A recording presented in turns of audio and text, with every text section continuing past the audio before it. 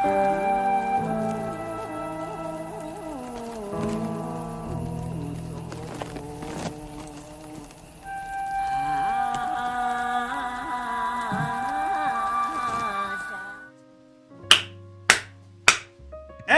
welcome, ladies and gentlemen, to the monastery, the open bar of the internet, the world's greatest shit show, and the place where we, the good brothers and sisters of this most holy of temples, seek enlightenment through the drunkest, craziest, and most batshit ways possible.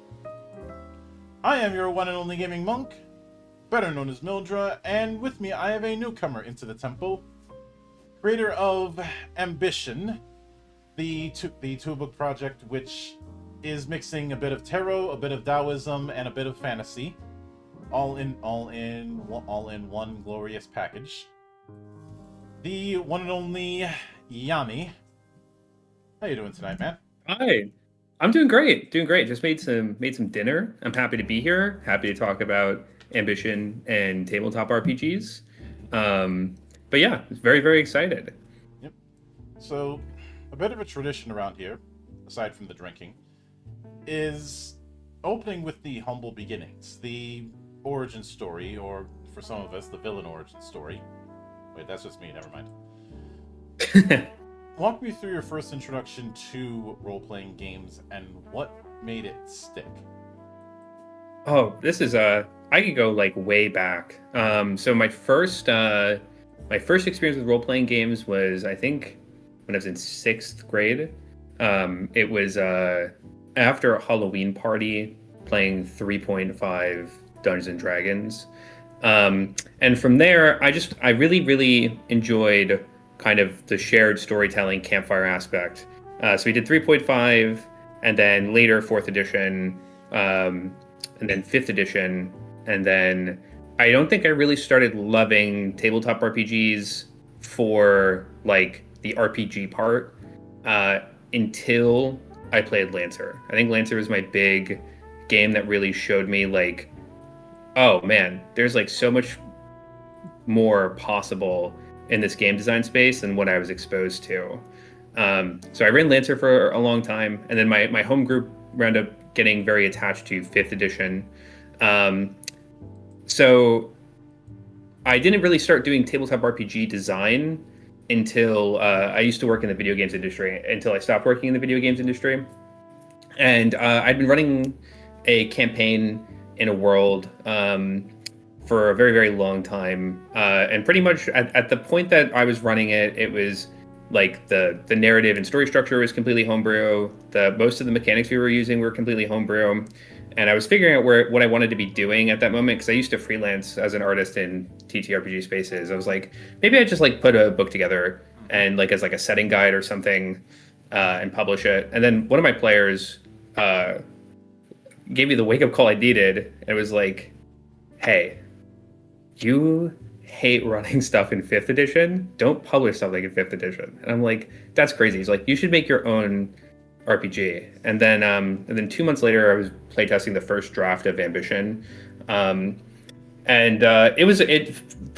from then on, it's been a whirlwind. When I was still looking for work after leaving video games, I was playtesting about 5 times a week.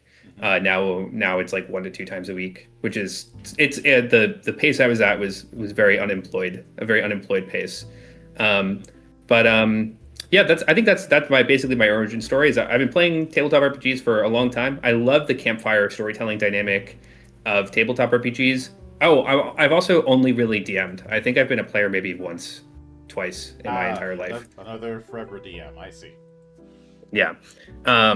I've done a lot. I think my favorite Dungeons and Dragons though is 4th edition. I'm a big 4th edition defender. You are in good company here, because the nickname that I've given 4th edition in this house is the edition I'm supposed to hate, but I don't because the check bounced. Yeah. And I have been the most petty motherfucker possible, because on Fridays I've been covering the core books for Draw Steel, and I keep bringing up every single week that whenever it's drawing from 4th edition, which is a lot. Yeah, 100%. You find a lot of that for the fourth edition touchstones in Lancer as well, and I think that I think Massive outright admitted as such. yeah. I know Tom Bloom is a giant fourth edition fan, and I think that what I really really like about fourth edition is that it create. I'm trying to frame the way I talk about things to be less directly adversarial to like fifth edition, because I know it's still very popular, but Fuck I it, think let's fifth do it. edition. Yeah, okay. I think that fifth edition doesn't ever narratively care about what class you're playing, and the thing it cares about less than that is your character's relationship to their class. It doesn't care about your class's place in the world, and it doesn't care about how you got to being your class. It just cares that you have features. In fourth edition, there is so much like diegetic storytelling that happens because of how your class features are structured and the kind of things that it lets you physically do in the world, on top of just being a really, really good tactics game. And I think I have grown very, very attached to games that really care about what your choices do to contextualize you in the world that it wants to set up around you. And I feel like fourth edition was a game that just like, yeah, every single choice that you're making matters. Your features are going to be expressing constantly. You're going to be playing your own unique mini games as your class, and to some extent as your player race too, that the other ones are not going to be playing. And those touchstones are going to let you do cool storytelling stuff that the other players can't do at the table. And I love games like that. I think that's awesome. I certainly enjoyed that with fourth myself, as well as a few other things, namely giving Marshall something to do aside from being a one-trick pony all the damn time. Yep, 100%. The fact that you have a form of bard that does not suck all of the ass by instead of having bards as this will they won't they kind of caster, it's more of no, you get your stuff from the power of storytelling, literally. Yeah. The fact that warlocks have been a thing for a while, but up until fourth, they were kind of the little brother to sorcerers. Like if you wanted to be a blaster, you'd pick a sorcerer, not a warlock. Warlock had too many downsides. Then we get to warlocks in fourth. They have a clear gameplay motif, and moreover, this is one thing that I think a lot of people skim out on when it comes to fourth, was that it was making a legit attempt to have a style of fantasy. Yes. Yes. A pet peeve that I've had with D&D since I started, and I started way back. I started with the Black Book era of AD&D. Just a few years before TSR would go belly up. And they're already belly up by the time I started, but this was pre-3 is what I'm getting at. And I have always had a bit of an issue with the shit or get off the pot mentality of what style of fantasy D&D wants to be.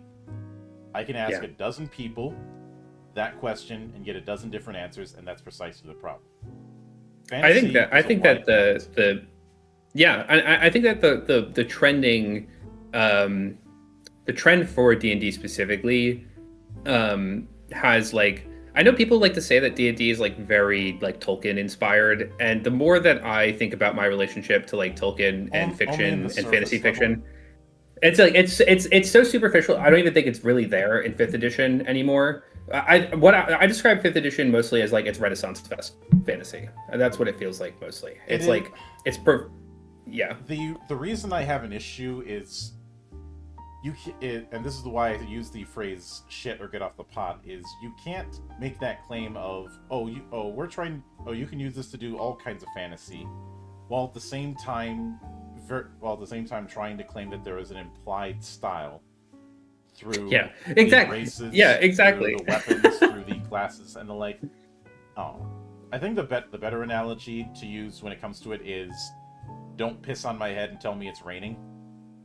Yeah, for sure. Well, in that way too, like the thing that feels very Renfest for me is like, okay, if some people are trying to make it like trad fantasy, and then there's like you have the Renfest like theater kids or theater people fantasy, which is what you will mostly see at a Renfest. But then sometimes you're going to run into Spock there too, and you're wondering what Spock is doing at a Renfest. But somehow it's still not really breaking the frame of the Renfest. And then there's like the anime cosplayers and like people that are wearing kind of like cardboard night outfits, and it's like, okay, this is it's a kitchen sink of an exponential magnitude, but none of it is taking itself seriously. It's a kitchen and everyone sink here that wants to pretend it isn't. Yes. Mm-hmm. Like, I'm fine with kitchen sinks.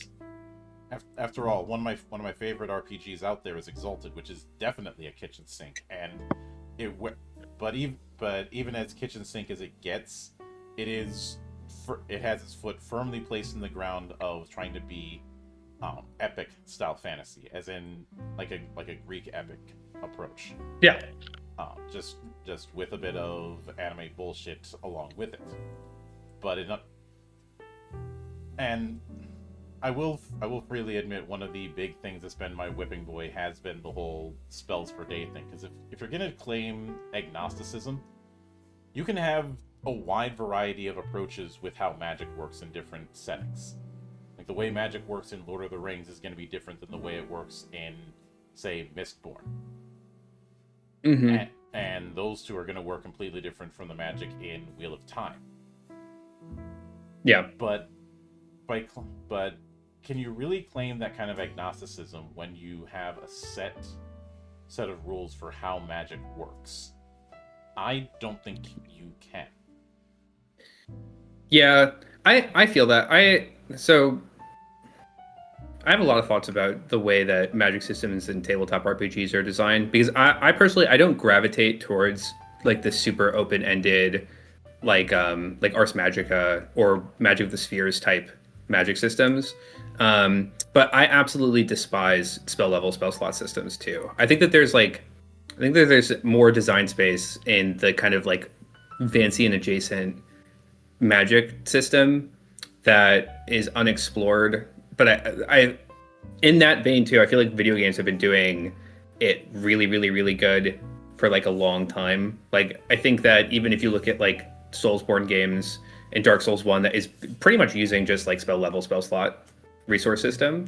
I think by the way that game develops eventually into like what it's doing now in like Dark Souls 3, Elden Ring, of like you have a limited resources, you have a long-term limited resource that you can replenish at risk to yourself that allows you to cast a certain amount of spells that you have as like an arsenal, and some of them you want to be using frequently, but I think that there's something elegant about having like a single resource that you get to kind of do an arsenal around instead of like this spell level spell slot system. Yeah. Now, when it comes to ambition, you've described it as a psychological Taoist tarot fantasy tactics RPG. Which, yeah. There are now. I'd like to kind of delve into that a bit. First off, yeah, with the elements of tarot, because there's not that many games that use tarot as part of the tarot deck as part of their mechanics. There's Divination, which I covered a few years ago. I interviewed the devs for that, and while it's not used explicitly using the tarot deck, there's also Everway, which is using a deck of cards inspired by tarot, but not exactly it, and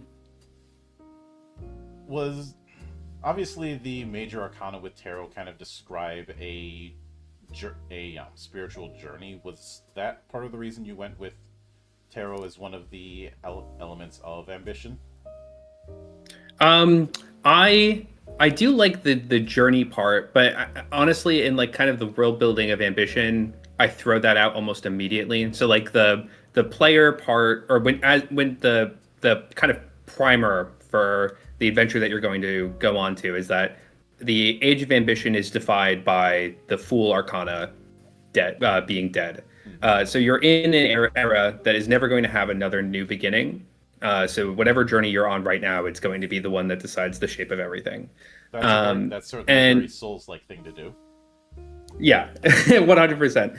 But the one thing that I'm gonna get maybe a little too deep on it, but I am fascinated with tarot, specifically in a Taoist context. There is an author that writes about Taoism named Benable One, and she has her own annotated version of the Il Ching, the Book of Changes, Mm-hmm. and there is this really cool relationship that Chinese divination, the one that you do with the coins, and the way that Chinese divination values contradictory dialectics, that maps onto tarot in a very cool way. And since I was doing a storytelling tactics game where the story was probably like just as important as creating a compelling tactics game, I wanted to play on that this relationship between two inherently contradictory meanings, so inverted and upright, and then having a harmony between those two meanings. So like a major arcana kind of breaks the rule a little bit, but even for the minor arcana, you have two meanings that are existing simultaneously, and then fate is deciding on whether or not you are going to be going through like the yin or yang of the card. And then mechanically, I think that there's so much cool stuff happening with tarot decks that you can't do with other decks, specifically because they have such a evocative touchstone into like human storytelling. We've been using tarot decks to do kind of introspection for like thousands of years, and they have baked in a set of archetypes that is like almost immutably understandable. Mm-hmm. So a lot of tarot games use them as storytelling prompts, and then in Ambition, I mean, I'm trying really hard to not just have them like inspire story, but context or they're being used mechanically, so they're used in all modes of play, and they transition you between modes of play. But a tarot in a traditional reading is going to take a complex inner world and map it onto a card to simplify it, but make you understand your complicated inner world. And in Ambition, the players can take their arcana and they can look out into a complex outer world, and they can make it understandable and simplify it to rhyme with their archetype, their player class. And I think that inversion is really cool, and it allows you to kind of like change fate, not in a way that is directly benefiting you, but make sure that the scenes you have the tools to deal with the scenes that are coming up. Yeah. Now, given the tactical part of that, we brought up Lancer earlier, we brought up 4th edition. Both of those place a very heavy emphasis on positioning. Yeah. How are you accomplishing the tactical part of it? Is it through that emphasis on positioning, or do you have a different means that you're going about it? The tactical part.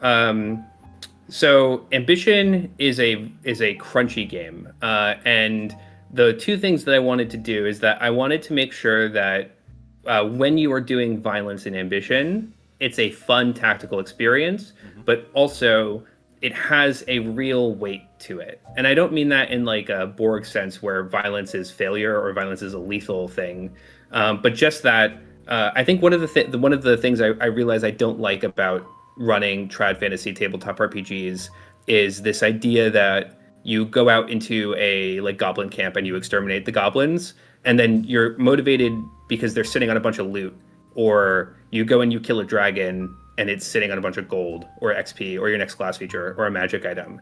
There's something about that loop that I really don't like as a kind of like building a story. So in Ambition, a lot of violence. There's a tactical mode of play that's non-violent called Tribunals, but the way that violence is structured is basically like if you're fighting against another person, it's going to be ideological. The only reason that you guys are fighting usually is because they have a shape of the world that disagrees with the shape that you're trying to make the world, and violence is the way that you solve that.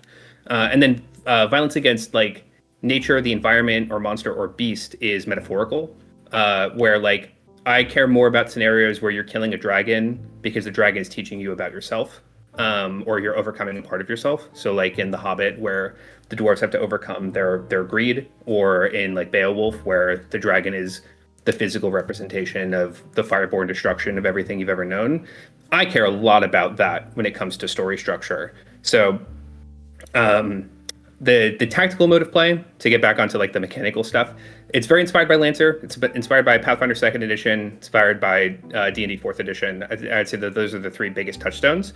And it gives you have a lot that you can do from first level, and you have a lot of choices that you make about your character that lead to unique tactical kind of ways to express your choices and your thing. So in Ambition, you have three actions like Pathfinder, but your movement action, you have one free movement action as well on a turn, which means that like both players and NPCs are just insanely capable, pretty much off rip. Your biggest power spike is when you start playing the game, and then you will get a bunch of awesome things that you can do as you keep leveling up. But like you could be playing like so in Ambition you have a archetype, which is like your class, a bloodline, which is like your race, a culture, which is where you're from, and your disposition, which is like how you it guides your fixations, compulsions, and perceptions and stuff. You could be playing the same archetype, bloodline, culture, and disposition. So you could be like a satyr witch from the Rivers of Grass with a psyche disposition, and from first level, you can be playing a completely mechanically distinct character with a completely mechanically distinct game plan that is going to express differently on pretty much every single action off rip, regardless of what the overlap is with another player. Yep.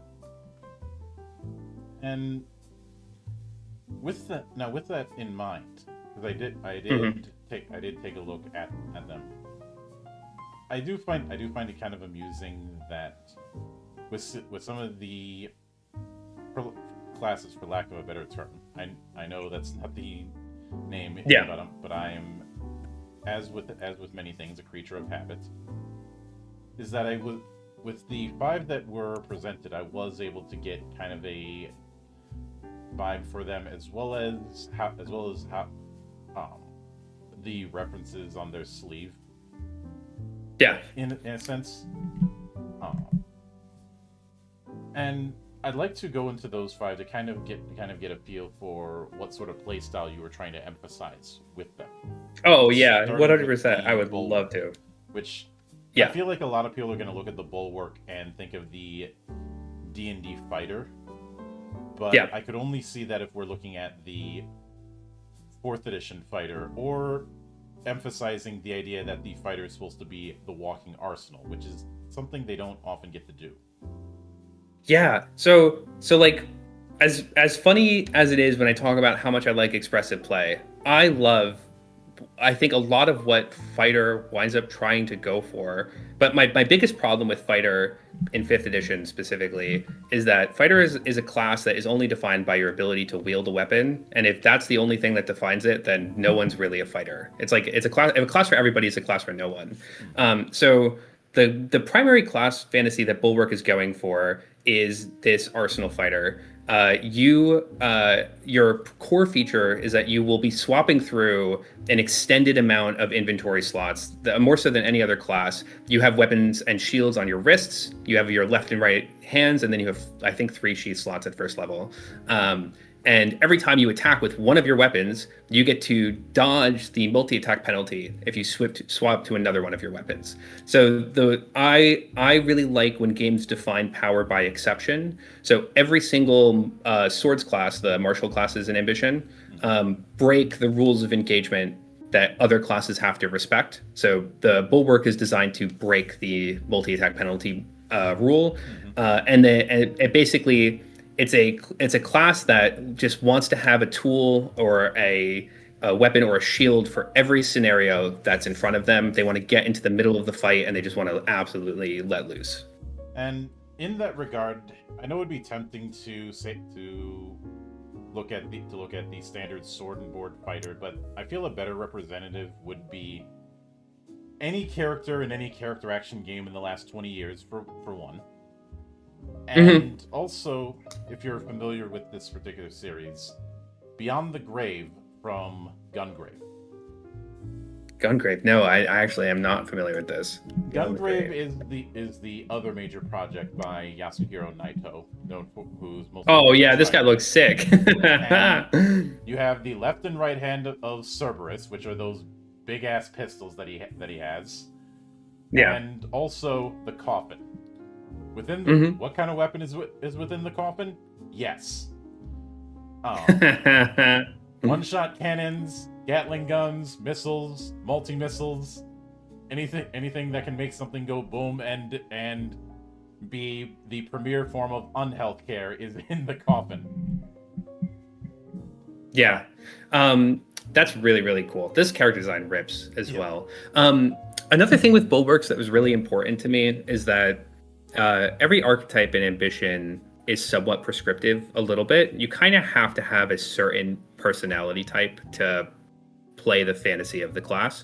And I wanted Bulwarks to take an almost periarchal role. Like I want them to feel like you're doing the group mom or group dadding of the group, just because they have such a high means of protective ability. But even when they're not protecting, the main draw of the Bulwark is this extended amount of competency with pretty much anything that you get your hands on. Like you're proficient in the most amount of weapon types. You can wield the most amount of weapons in the game.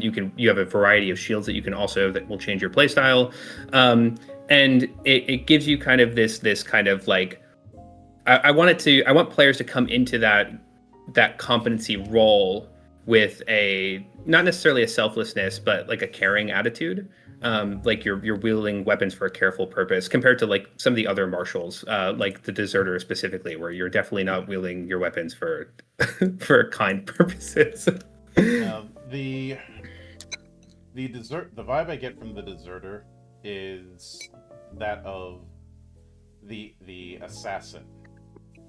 But not necessarily in like a Assassin's Creed kind of assassin, but more in the almost Agent 47 approach. Interesting. What gave you that vibe for that? The fact that you are that you are there to eliminate. And what really gave me that vibe is the fact that they don't deal with the same level of psychological damage from being in violence. And I could also bring up say John Wick as well. Yeah, 100%. If they are out to kill you, you are a dead man walking. You just don't know it. And yeah, in that regard, I could also, if I really feel like stretching, I could bring up, say, Eric Draven. You know, the original and only true Crow. Because whoever decided that remake needed to happen, I hope all the bad things happen to you and you alone. Yeah. Deserter's my beloved archetype. I love them so much. And you're 100% right. One thing I really, really enjoy about the fictional hook for Deserter is that to become one, you've had to be fighting for something for a long time that you cared about with pretty much the entire world. Like it's like every aspiration you've ever had revolved around one thing, and for some reason, either by force or by your own choosing, you've turned your back on it, and now you carry that loyalty to whatever contract's in front of you. And that means that you will often find deserters fighting on both sides of the same war. Like the one day they'll wake up and they'll be on, France, and the next time they'll be on England, or, as for understandable touchstones. On that fantasy, though, I also wanted to expand on what does it really mean to wield weapons without a heart?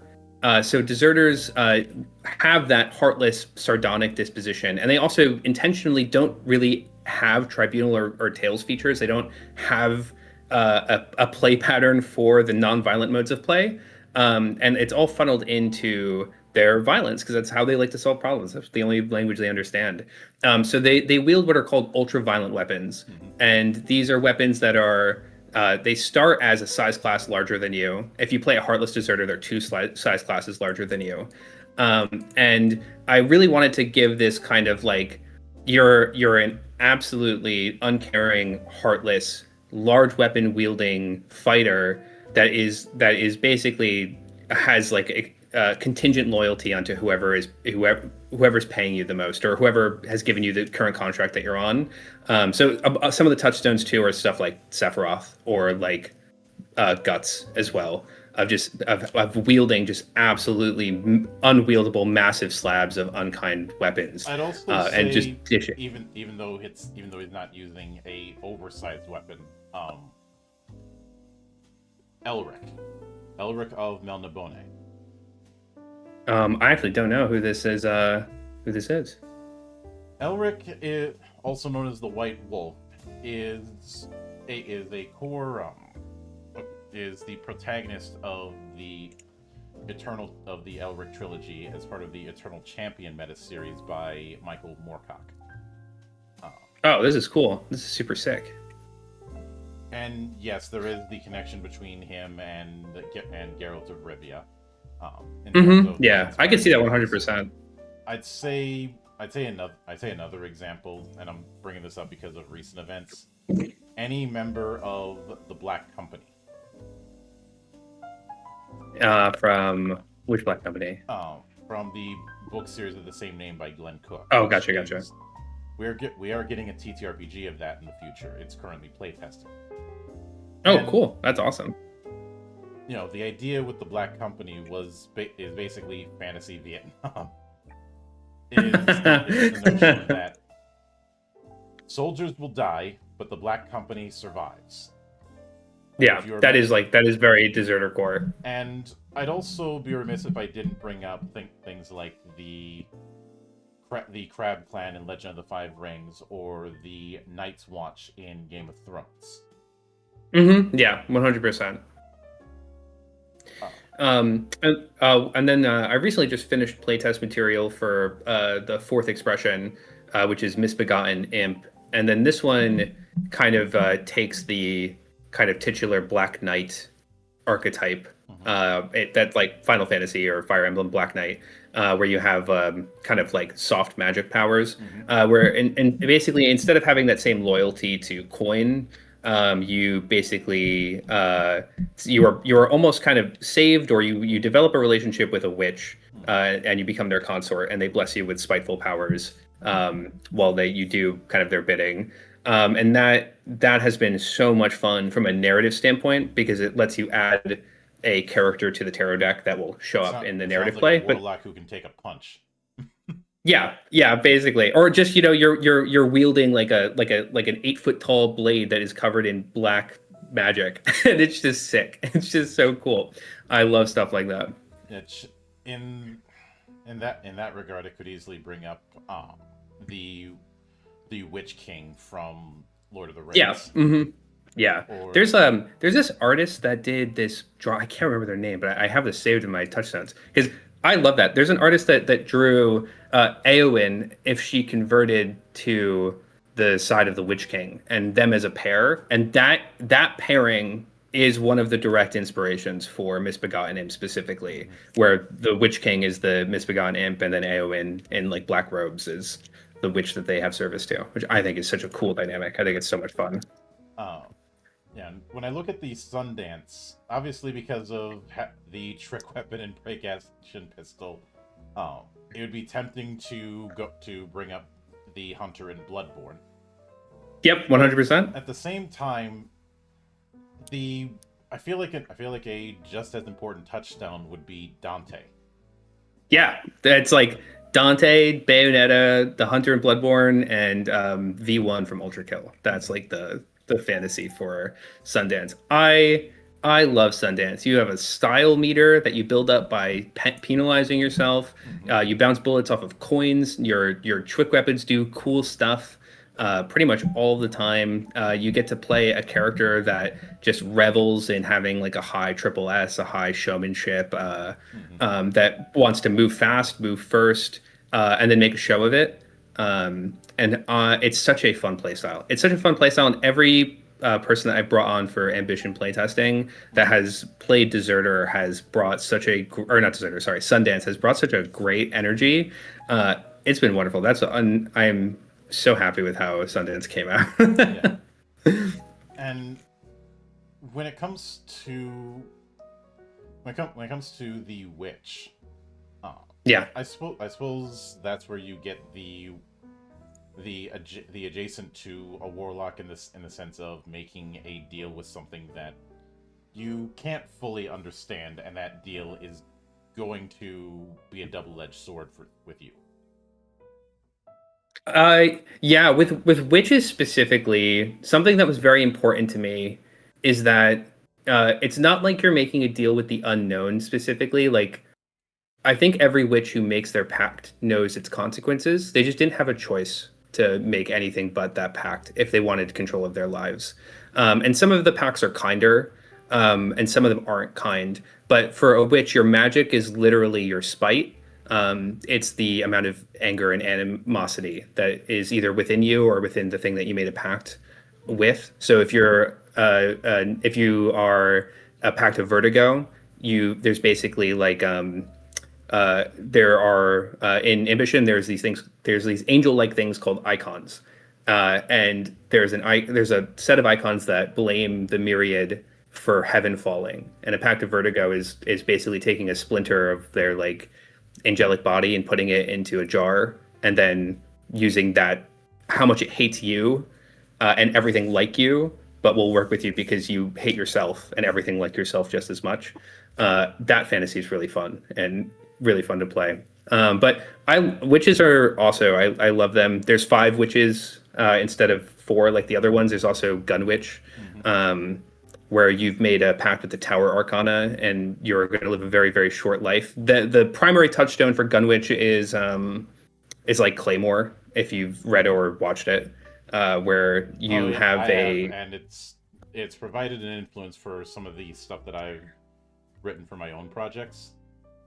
Yeah, I love Claymore so much. But gun witches are basically it's basically the same shtick as Claymore, where you have this thing inside of you that is giving you all of your power, but it's going to kill you early and it's going to kill you young, and you have to kind of maintain control over your emotional state to not let that happen. And then you shoot people with magic, which is also, it's so fun. It's such a gun witches are the most complicated class in Ambition at the moment, specifically because you have to load your spells into your revolver in a specific order that you can cast it in, and then there's some other mechanics that have to do that. But if you wanted to switch which spells you've already spent your resource on, it takes your whole turn basically. But you can cast spells 3 times as fast. There is one character that instantly comes to mind when you talk about how the witch works that might appear to be a stretch as a touchstone, but I think there's a method to the madness. Mm-hmm. And that is Al Simmons. Al Simmons. Let me see. Spawn. Oh, it's so funny. I know so many people that have loved and adored Spawn, but I've never broken into Spawn. But tell me why. Tell me the similarity. I'll see if I can see what you're going for. So the thing with Spawn, with the mythos of him, obviously, when he was Al Simmons, he was a government contracted assassin. He was backstabbed by his partner Jason Wynn, and made a deal with one of the princes of Hell, Malebolgia, to be a Hellspawn, basically be a general for his army, and he would get the chance to see his wife again. Mm-hmm. But you know how it is with the deal with the devil. Even though he took the deal was for him only to see her. When he came back, years had passed, and his best friend had not only fallen in with his wife Wanda, but they had kids. Yeah. And Simmons is in a position where he has that deal, but he absolutely hates who he's assigned with, and of course there's the on again off again tension with various characters, including Violator, who's supposed to be his chaperone of sorts.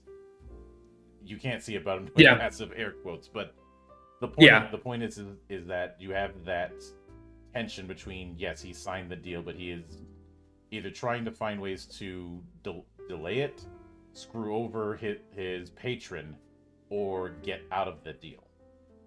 Yeah, that's very interesting. I like that a lot, and I could see 100%. For Witch, one thing that I kind of wanted to go for is that you and your familiar slash pact maker, because you have kind of an unfettered access to them, is that like from first level, you have already paid the full cost of your deal.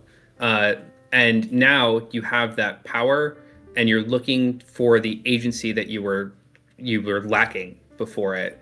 And that price that you paid or the cost that you made or the situation that made you what you are now, you can have a lot of animosity towards, and you can take that out on your pack maker or familiar, or it's something that you can come to terms with over time and kind of find a kindness in as well. But I like this idea that the deal that you made is like a wound. It's like this hit that you took because you needed to lash out. You were forced into a position where it was, like the rock in the hard place. Like it's either I take this hit or I can't get up anymore.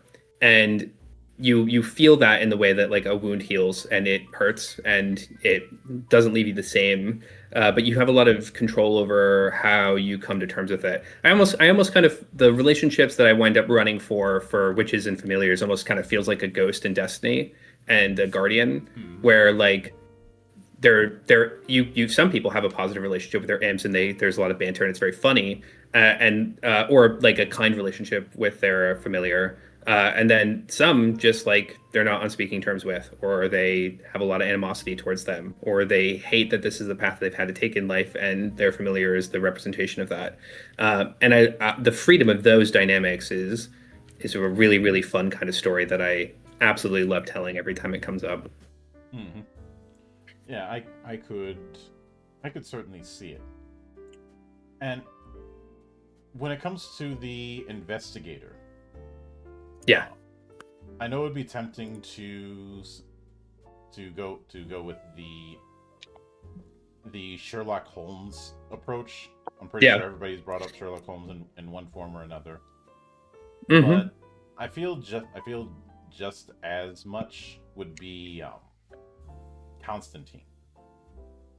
Okay, yeah, Constantine. There is like one of the expressions that's not in the playtest material, the paranormal investigator, is basically doing the Constantine thing, where you have a mutually respectful relationship with a being that is so much more powerful than you, but you kind of buddy cop it out. That's like I would say that my biggest touchstones is Sherlock, obviously, but it's not like book Sherlock and it's not like BBC Sherlock. It's specifically Robert Downey Jr. Sherlock. I fucking love that movie, and I love that version of Sherlock, at least in the first film, isn't far removed from how Holmes is. And I will note one of the better takes on doing Sherlock in a modern setting is actually House. House. What? Yeah. Mm-hmm. Something that I think a lot of people forget when they get blinded by the whole thing of Sherlock being this brilliant detective. He is an asshole. Yeah. He is an asshole who the sole reason that he gets involved in cases is just to show everyone else how much smarter than them he is. Yeah. Yeah, 100%. His relationship with Watson, sometimes it's treated as Watson being the audience surrogate, but I always feel it's best when Watson is one of the few people who is the most willing to put up with his bullshit. Yeah, 100%. I really like to take a lot of times that Watson is really important, because it's a really good gut read to know whether or not Sherlock is onto something or not, because whatever Watson is going to suggest is wrong, and if Sherlock has that idea in his head when Watson suggests it, then he's got to pivot off of whatever path they're currently on. That's like the mastermind style investigator, where so investigator plays with ambitions, more different systems. Basically, they're building a case file in the background, and you can have two case files open, and you get to decide what you're investigating or whatever. But investigators are ambitions tribunal powerhouse. So tribunals in Ambition are a non-violent tactics mode of play it's turn-based, and it measures progress through clocks. And the goal of a tribunal is that you're trying to expose secrets from the adversary while protecting secrets that you're holding. There is a back and forth where they're trying to get information out of you while you're trying to get information from them.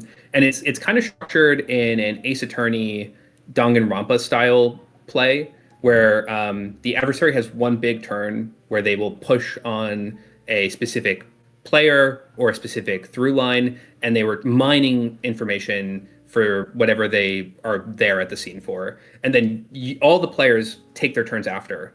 And the investigator has their core mechanic is called Turnabout Tribunal, where they can only do observations until they fill their turnabout clock. And then when they fill their turnabout clock, they can only do dialogues. But every time they fill an enemy clock, they get another dialogue action. So the investigator basically gets to build up a case at the start of the tribunal, and then they could do rebuttals on their friends' turns, and then everyone they rebutted for can do rebuttals on their turn when they're going on their big turnabout. And then they just get to, they have that like scene at the end of Psych where they put the whole case together. They're knocking every clock down. They're blowing the tribunal out of the water. And it's so much fun. And I don't think that the kind of investigator play that I'm going for would be possible if it wasn't for tribunals and Ambition, but also the way that Ambition's core stats work, the voices and disposition, which we're going to talk about a little later. But Ambition being such a distinctly introspective game means that when investigators are doing investigating, they actually get to have that moment where when you're watching Sherlock or you're watching Psych or The Mentalist or any detective show or playing any detective game, where you obtain information from the scene and then you think about it, and you get to pause time and go through your enhanced subconscious and really pick apart the things that you're interpreting. And that style of play is so much fun. The two other investigators, there's an empath investigator, which is like The Mentalist or Sean from Psych. And then there is the sensitive investigator, which is like your Harry Dubois from Disco Elysium or Dale Cooper from Twin Peaks. Yeah. And maybe it's because I'm fond of this particular anime, but I could easily see a character like Akagi, who is a gambler who is very well versed in psychological warfare, fitting the investigator. Oh yeah, 100%. Yes, 100%. The predisposition towards the game theory like play is very, very in the wheelhouse of an investigator, and there's a lot of really fun stuff that you could do. Like I like to think that a lot of like those high stakes kind of gambling scenes that happen. What's the show called? Is it Akage, the anime? I know what you're talking about. Mahjong, it is Akage, right? Mahjong Legend Akagi. Yeah. That I feel like in other tabletop RPG experiences I've had, when you do something that is high stakes and narrative, you either are relying on a single die roll or a single role playing opportunity, and the fact that there is no like mechanical slowdown or granularity of success. Like for example, like what Blades of the Dark does, which Blades of the Dark does super, super well. But it does it fast, not slow. Makes it so that it's very, very difficult to have those like high stakes anticipatory moments towards whether or not your big play is going to work out or whether or not you're genuinely outsmarting someone. So investigators in Ambition get to look at scenes like we're playing really, really high stakes mahjong against a group of imps that physically cannot lose this game until I find out what their conceit to the game is. And then you can turn that into a tribunal instead of the traditional role play, and then you get to use the agency of time slowing down because the mode of play is turn-based, and the measuring all of your progress that you're making towards the scene in clocks and being able to check in with all of your voices in a much more mechanically intentional way. It leads to such a fun class fantasy. I could talk about like the game theory of it or whatever, but just the more I run and play Ambition and I do the playtest for this kind of stuff, it's all very selfishly motivated. It's basically like there's like a kind of mechanical play that I've been searching for in games or for kind of stories that I want to tell, and it's so awesome to have a game that is doing everything in a very selfish way for me. Oh yeah, and a big reason why I brought up Akagi, oddly enough, is demonstrated in the first episode. Where he just seems like some kid who is in the wrong place at the wrong time. Gets the gist of how mahjong is played. Does all right until the person who's watching him realizes he switched the tiles. He switched the tiles while in a game where at least two of the other people at the table are yakuza. But the sole reason that none of them are going to try anything is because standing over the thing, watching it, just looking for an excuse, is a detective. And that's when the observer realizes this kid is a complete monster, because he managed to trick them into this whole thing. They didn't realize what the game was until it was too late. And because of the position he put them in, they can't do anything about it. Other than keep playing. 100%. Yeah. Stuff like that I love. Or also to go to a much more surface level touchstone.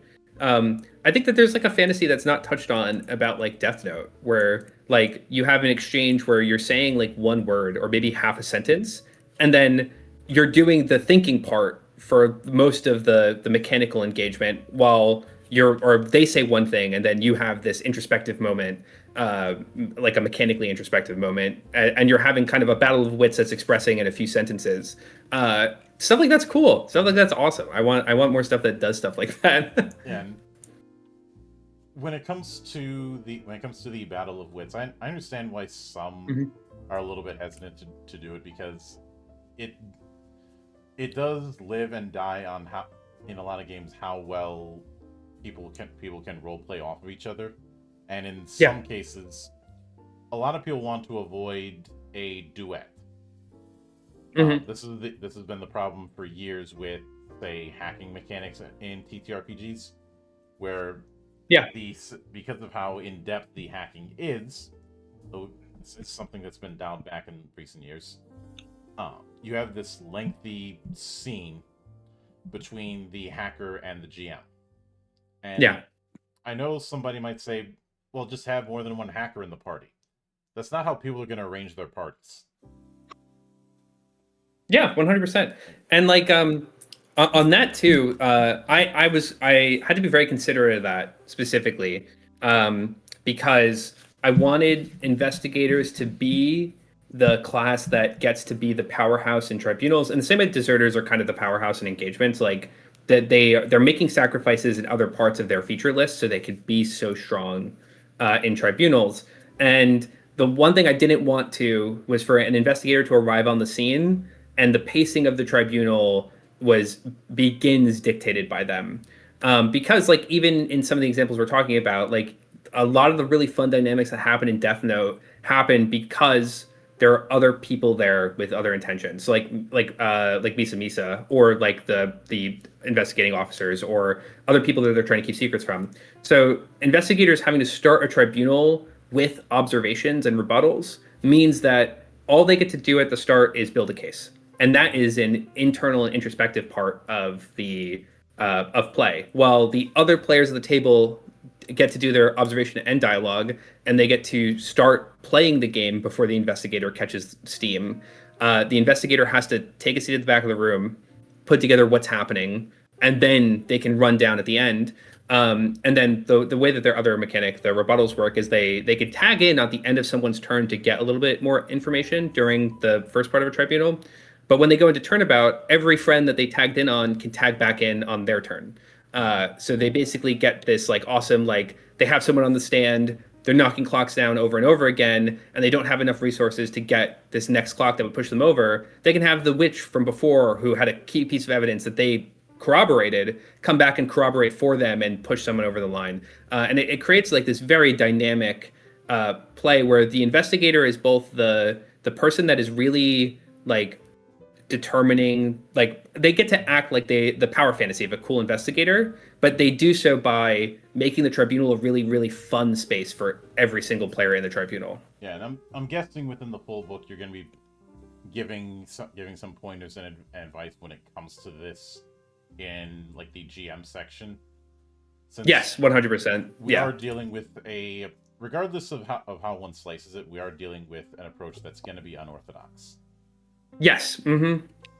Tribunals are very difficult, I think, to wrap your head around the first time you run them. But I think after the first time you run them, they're pretty easy to understand. But I think that the reason why, or sorry, not that I think that the reason why the second book, the Book of the River, is so large is because Ambition is a game that is 3 rigidly distinct modes of play, 2 of which are incredibly unfamiliar for, I think, the tabletop RPG zeitgeist.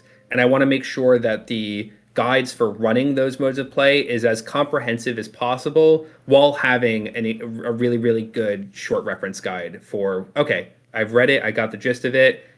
Now that I've got the gist of it, here's the things that I need to know. Oh, that's all collected in an easy to access space.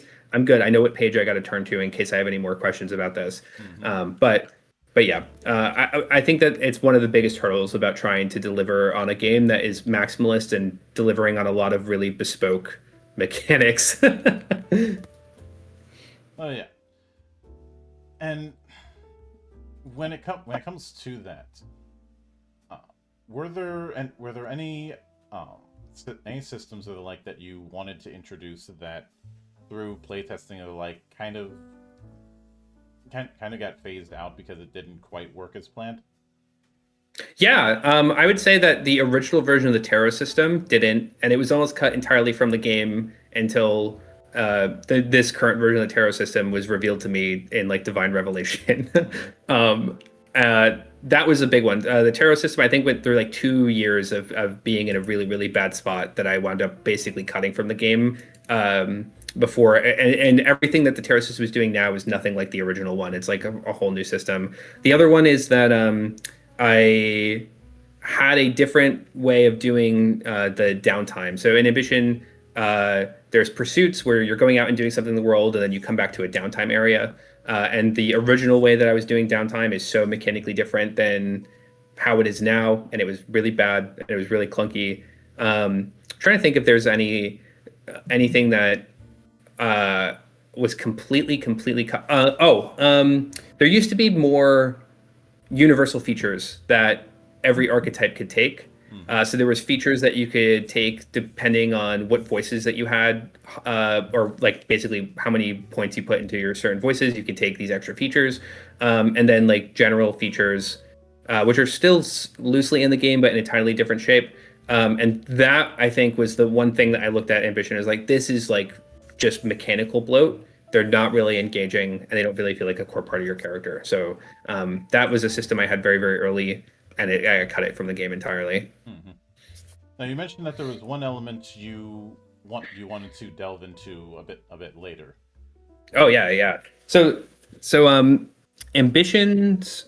I think that the most different part about Ambition is that in the narrative play part, well, technically in all of them, instead of having like skills on your character sheet, instead you have a suite of voices, and this is like it's kind of like Inside Out or Disco Elysium, where you have there's 6 dispositions with 6 voices each. In like Psyche, you have stuff like empathy, derealization, monomyth. In Sanity, you have stuff like Kafka-esque, all night movie.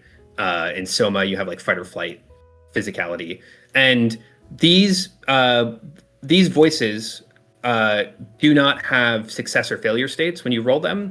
Instead, they are rolled from quiet on the low end to focused and helpful in the sweet spot to compulsive and unhelpful if you overroll it. And the core narrative loop of Ambition is that in the narrative play mode, the GM, the River, is responsible for playing every character's subconscious.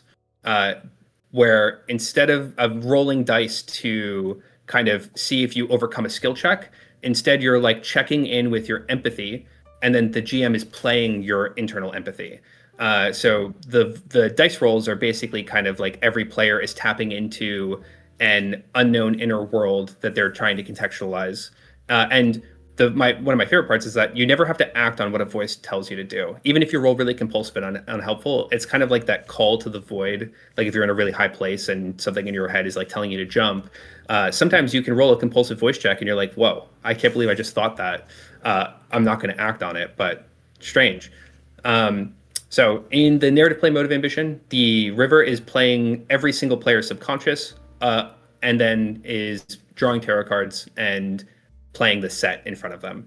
And I think that it seems like it's a very overbearing thing, but a lot of Ambition is designed to make sure that when the River has to deal with a lot of cognitive load from being the subconscious of everybody, all of the other mechanics are kind of like streamlined or reduced in access for another mode of play. So engagements and tribunals, the crunchier modes of play in Ambition, are absolutely completely mechanically distinct from Tales, the narrative mode, and there is no mechanical overlap between them. So when you're a player in Ambition, you can have like spells or features or things that you cannot use in the narrative mode of play. You can only use them in the crunchy mode of play. And if you have things that have like a duration effect or something, when you switch modes of play, it ends. It doesn't transfer over to the next mode of play. And a lot of that is basically to reduce the cognitive load, and also because it keeps the storytelling mode of play something that can't be gamified. It just is focused on building the narrative tension of the story. Mm-hmm. That is something I can certainly get. Now, I do want to congratulate you on how well the run on GameFound did. I know I am late to the party on that front. Oh, thank you, thank you.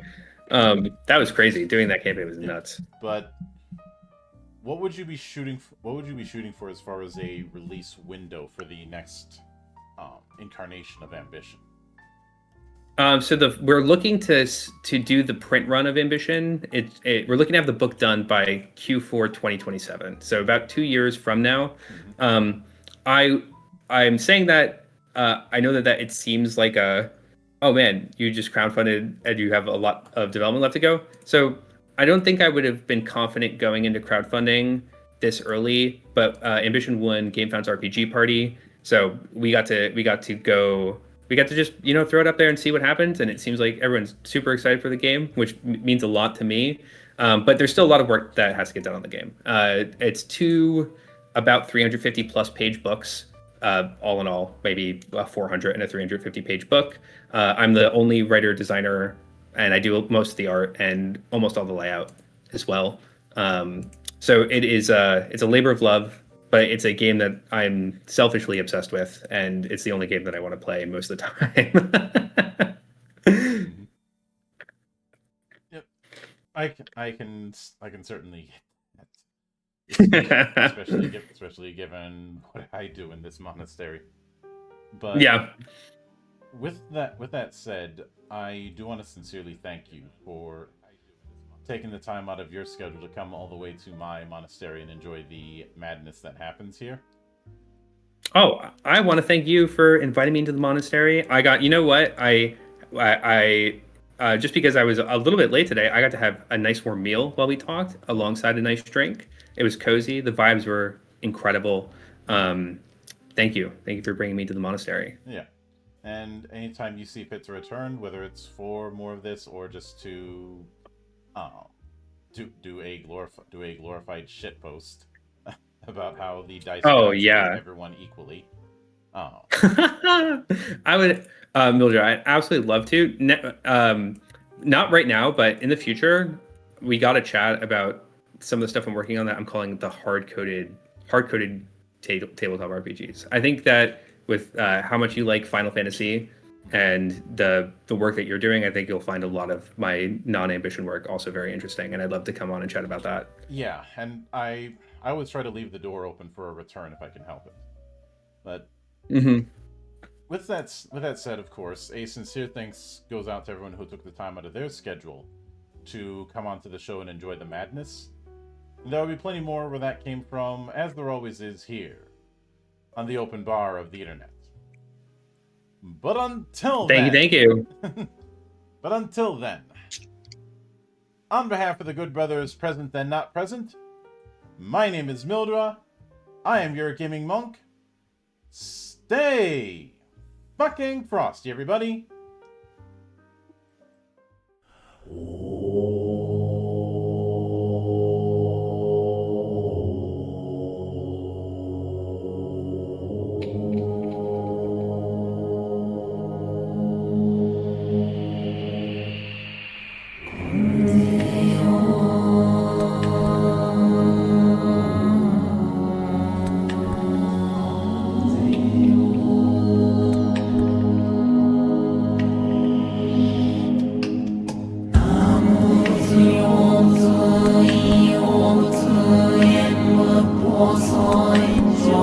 Panagiotopoulos,